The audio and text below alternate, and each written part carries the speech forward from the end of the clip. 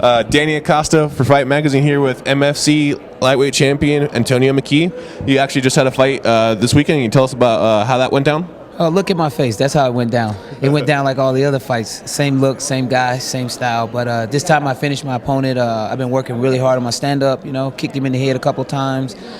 Took him down and submitted with a Kimura. Just trying to let everybody know I'm serious about kicking BJ's ass. A lot of people keep talking about this and that. And McKee, you got to be serious. You really think you're that good? I ain't lost in 7 years. I fought at 185, 170, 155. I'm not running for anybody.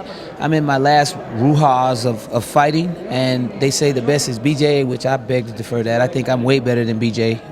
I saw the ass whooping St. Pierre put on him, and I'm a way better wrestler than St. Pierre. So I'm looking forward to kicking BJ's ass.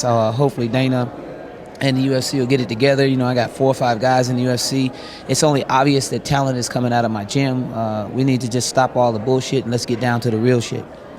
What's your status with MFC, and would you be able to jump ship like that? And you're the champion there.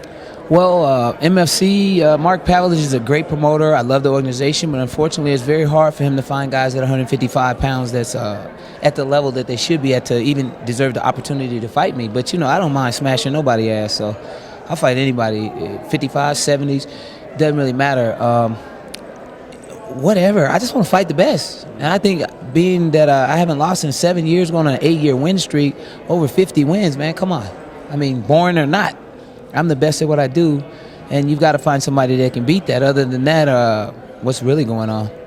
It's a very impressive ledger, but without a signature win, it's kind of hard to get a title fight. That's something that has plagued lots of divisions, like even the 155 division. People talk about Frankie Edgar. Does he deserve the title shot because he hasn't got a signature win? So would you like to get that signature win before you could get in there with BJ? I'll be honest with you, bro. I've got a signature win. I've got over 50 wins, whether you think it's a signature win or the crowd thinks it's a signature win. I fought Derek Noble, Delson Heleno. I fought some tough guys, bro, and out of my weight class. It's not about who I think is tough. It's who wants to get in the ring and fight. So why do you think Dana White and the UFC haven't approached you? What do you think is keeping this fight from happening? Well, in the past I've had my type of style of fighting, of not getting hit and doing all the hitting, taking guys down and ground and pounding them, not finishing them. I think that had a big delay on it. Unfortunately, I don't see anything too much different than what Matt Hughes does, what Sean Shirk does. There's a lot of fighters that do what I do, and that they've had a lot easier fights than me. They didn't give up 10, 15, 20 pounds. They didn't take the fight on a 3-2, 4-day notice. So, being that I have the right preparation, the time to prepare for a fight, like I said, I'll fight anybody. Being self-trained, so it's been a long road of learning. I've had to go through a lot of things because of just my way of doing things. And, I see a lot of these camps, they don't know how to train for a fight. So I missed out on the technique parts of it, but now all that stuff's coming to me. So I'm having fun now. I'm submitting black belts. It's great. I went to a couple of submission tournaments and I walked through everybody with submissions. And so now I'm starting to find the fun and the glory in it now, not so much the personality of just win, win, win. But that's where I come from. I'm a winner. I'm not a loser. So when all else fails, I'm going to win. So is fighting BJ Penn just a fun thing for you to do? No, that there is about proving something. A lot of people feel that, BJ is so much better than me. And I'm like, what does he do? What is he? He's good on his feet. He's well-rounded. I respect him as a fighter, but I'm a fighter too, and I ain't lost, and I'm looking for a loss to retire. I'm 40 years old. I'm out here doing a young man's job, and I'm having so much fun. I can go the distance. I got a chin. I can take a punch. When I fought Derek Noble, he cracked me one good when I got up and beat his face in. Everyone gets stitches after a fight. So, I think I'm on the right road. What about Strikeforce? They're an organization that has a lot of 155ers who are top-level guys, Gilbert Melendez, Josh Thompson, guys who could be exciting fights, big names as well. Those dudes wouldn't dare fight me. I would crumble those kids. Those are amateurs in a division that I consider to be a professional division, and if I'm going to fight, I'd rather go straight to BJ because those guys wouldn't last around with BJ. I'll be there all 5 rounds, if not finishing like St. Pierre did with just a strenuous ground and pound, and that's what I've been working on. So I'm looking forward to anybody that think they can stop what I can do. I've never been on my back in a fight. There's a lot of things I'm looking forward to in a fight that's a tough fight where I'm getting hit in the face and I'm bleeding and I'm like, man, this is a fight. I've never felt that in MMA. You're obviously very confident. What are some of your fears in the sport, some of your insecurities in this game? That politics plays the role of the demise of my success.